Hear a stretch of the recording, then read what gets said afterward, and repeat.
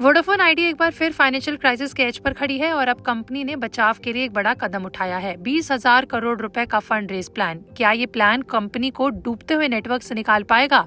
Vodafone idea is facing tough time, literally survival का सवाल उठ चुका है।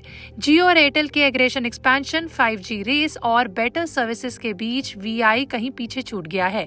लेकिन अब कंपनी ने मार्केट में टिकने और ऑपरेशन को सस्टेन करने के लिए 20,000 करोड़ रुपए तक के रेस करने का डिसीजन लिया है।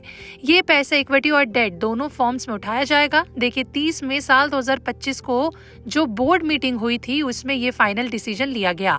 कंपनी ने कहा कि वो इक्विटी शेयर्स इशू कर सकती है, लेकिन साथ ही कुछ और एडवांस फाइनेंशियल इंस्ट्रूमेंट का भी यूज करेगी, जैसे कि global depository receipts, American depository receipts, convertible bonds, warrants and non convertible debentures. इस फंड रेस का मेन ऑब्जेक्टिव की बात करें तो पहला है अपने ऑनगोइंग बिजनेस को स्मूथ चलाना, दूसरा है बड़े लेवल्स के डेट को रिड्यूस करना और तीसरा है 5G रोल आउट और नेटवर्क इंफ्रास्ट्रक्चर को अपग्रेड करना।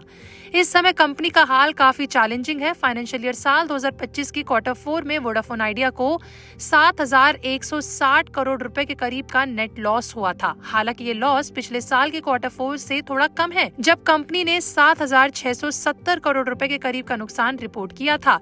वहीं रेवेन्यू में थोड़ा इंप्रूवमेंट जरूर देखने को मिला। 3.8% की ग्रोथ के साथ कंपनी की टोटल इनकम 11,013 करोड़ रुपए तक पहुंच गई है, लेकिन कंपेटिटिव प्रेशर की वजह से अभी भी लॉसेस काफी ज्यादा हैं। जियो और एयरटेल ने 5G लॉन्च कर दिया है और वो एग्रेसिवली मार्केट कैप्चर कर रहे हैं। वोडाफोन आइडिया के पास ना तो फिलहाल इंफ्रास्ट्रक्चर है और ना ही कैपिटल जिससे वो कम्पीट कर सके।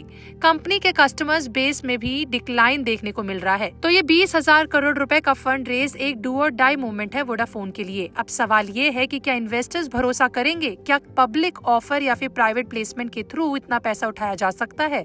और सबसे इम्पोर्टेंट बात यह कि क्या वोडाफोन कमबैक कर पाएगा? ये पूरे इंडिया के टेलीकॉम सेक्टर का नेक्स्ट बिग कोलैप्स बनने वाला है। और सबसे इम्पोर्टेंट बात यह कि क्या वोडाफोन आइडिया अपना कमबैक कर पाएगा या ये इंडिया के टेलीकॉम सेक्टर का नेक्स्ट बिग कोलैप्स बनकर रह जाएगा? आपका इस पर जो भी मानना है कमेंट में लिख के जरूर बताएं।